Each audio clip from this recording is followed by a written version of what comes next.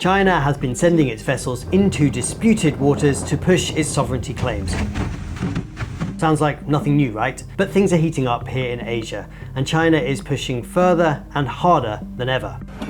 This is a clash between Chinese and Philippine Coast Guard in the South China Sea. And Japan has protested that live fire drills from these joint China-Russia exercises took place inside its own exclusive economic zone. China has also tested a submarine-launched ballistic missile that flew right across the region. And China has been conducting so-called sovereignty missions, patrolling in waters east of Taiwan. It's a lot to take in, right? Well, that's kind of the point. China is flooding the zone, and this is called grey zone warfare. Maps are redrawn, islands are built and militarized over time, drills and exercises are conducted, and slowly, very slowly, China creates a new normal. The frog sitting in the water doesn't realize that it's boiling before it's too late to jump out. So can anyone do anything to stop this? Well, someone who knows more about this than most is Ray Powell. He's a former US Air Force colonel and now runs Sea Light at Stanford University, which uses ship tracking data and satellite imagery to shine a light on exactly this sort of thing. Ray, perhaps you could set the scene for us by telling us how exactly grey zone tactics work and why you started tracking them. Sea Light got started because of a long time conviction of mine that I picked up over decades of service in the military and around the diplomatic space, where we were watching China in particular take advantage of this gray zone, right? This weird little space that happens between the neat little boxes that we in, sort of Western countries and others like to put things in. So for us, something is either civilian or it's military, or it's legal or it's illegal. It's peace or it's war. And what China has figured out, probably better than any country that we've ever seen, is that space in between those categories can be exploited by simply not worrying about the answers to those questions. Yeah, so what does this look like in practice? What has China been doing around Japan, Taiwan, and the Philippines? We were noticing that there was just all of this aggression happening in the South China Sea, for example. And we saw that China had succeeded in building these huge artificial islands into military bases, and then using their Coast Guard and their maritime militia to harass their neighbors on a very, very large scale, and was actually taking this sort of quaint little 9-dash line thing that we once talked about, where China just drew a line around the South China Sea and said, this is historically ours. And we said, well, that's kind of ridiculous. Nobody believes that. Well, they basically began to turn it into a reality because they began to control most of that space. So we've seen China using this grey zone playbook across the region, but recently you've been interested in a new hotspot. It's this area here east of Taiwan, where China has been conducting patrols and challenging ships.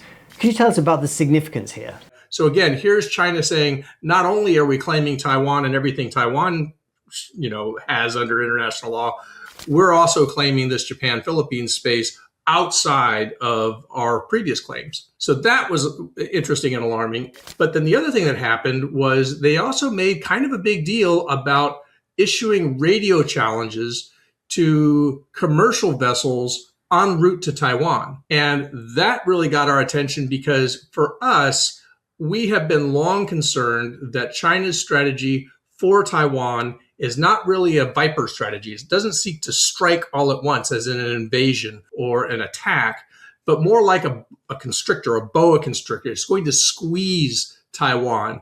And so issuing radio challenges to commercial vessels seems like a step in the direction of what happens next, which is, could it be that they stop commercial vessels? Could it be that they board and inspect commercial vessels en route to Taiwan? Could they reroute them and say, you have to go and clear a port on the mainland before we allow you to go in Taiwan? Or could they simply say, I'm sorry, your cargo does not pass our inspection. You have to turn around. You're not allowed to go to Taiwan, right? Because once that starts, then it really puts teeth into China's claim to have jurisdiction over Taiwan. And it tells Taiwan, we're isolating you and we can cut you off if we want to. Yeah, and this is also significant regionally, isn't it? So there's actually a name for this line that China has been crossing. Could you tell us a bit more about the first island chain and why breaching it is such a big deal? So I think what I would start is the significance of what we have long referred to and what is even quoted in the United States National Defense Strategy as the first island chain. And these are, of course, coming down from the Korean Peninsula. It's Japan, Taiwan, and the Philippines, then, of course, around the southern part of the South China Sea. But for the most part, we're talking about those three countries, Japan, Taiwan, and the Philippines. And those are three countries that China has been, especially the Xi Jinping, has been very unhappy with under their current leadership and has been pushing very, very hard on. And so the National Defense Strategy, when the United States put it out, was basically going to say, all right, we're going to kind of make a stand at the first island chain. The National Defense Strategy has to do with, for the most part, military forces, right? But these are paramilitary forces. These are, Coast Guard, maritime safety. So what China has essentially has done is slipped through the first island chain and said, what are you going to do about it? So as you said, the first island chain is explicitly mentioned, and the US has committed to defending it. But Trump is in the White House and has shown a wavering commitment to the region, particularly to Taiwan. Is this having an impact on the instability in the region? Some, for sure, right? Now, words matter and actions matter. And I do see the United States doing a lot in East Asia, doing a lot to support the Philippines, for example, doing a lot with Japan. The issue that people tend to have is the things that people say, and specifically the President of the United States. Donald Trump is a unique character in our presidential history, and we are not used to people who just say whatever's on their mind at any given minute, not really thinking about how it's going to be interpreted by all of these different actors. And meanwhile, you have every U.S. ally out there listening to every single word to try to pick up on cues as to what is the U.S. commitment.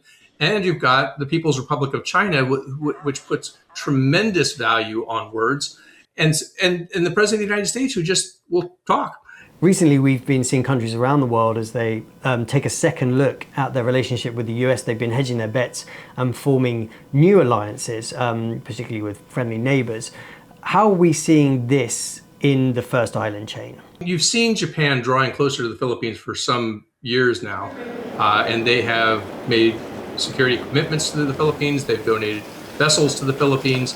They have donated radars to the Philippines, and they now have a reciprocal access agreement. So all of these things are things that indicate that Japan is starting to see the importance of the Philippines to Japan's own defense strategy, right? And starting to think in first island chain terms when it looks at the security and the defense of Japan. So I think that that's a trend line that's going to continue. I think that we're going to see more of this. So one of the main risks in this region is escalation, of course, right? So that these patrols or these challenges, these scuffles could easily escalate into a full-blown conflict or war. How can countries in this region and their allies, the US, counter this? The problem that you have with a gray zone actor is the gray zone actor wants to convince you that escalation is your problem, not their problem. And so China is very good at putting all the responsibility for escalation on the other party. So the question of de-escalation is always one that is forced onto the other party. This happens in the South China Sea. And anytime something erupts, all of us are used to asking the question, how do we de-escalate? And China, again, has a long list of potential answers, but they're all your responsibility. China claims no responsibility to de-escalate. So they actually like to have the conversation about de-escalation because they sense that that's an opportunity for them to reset the board in their favor. So all you need to do is, let us, for example, carry out these patrols and, pull back and stop patrolling over here, those kinds of things. And then things will be de-escalated, but they don't pull back any of their forces at all. I guess the big question still remains, which is there anything that can deter China from pushing on? Is anyone going to stop this? In some ways, some degree of escalation may be not just necessary, but I'm going to say this is going to sound really, really controversial, but desirable, because China depends on keeping everybody sort of all of its actions, everybody just sort of continuing on, putting one foot in front of the other, allowing China to continue its expansion.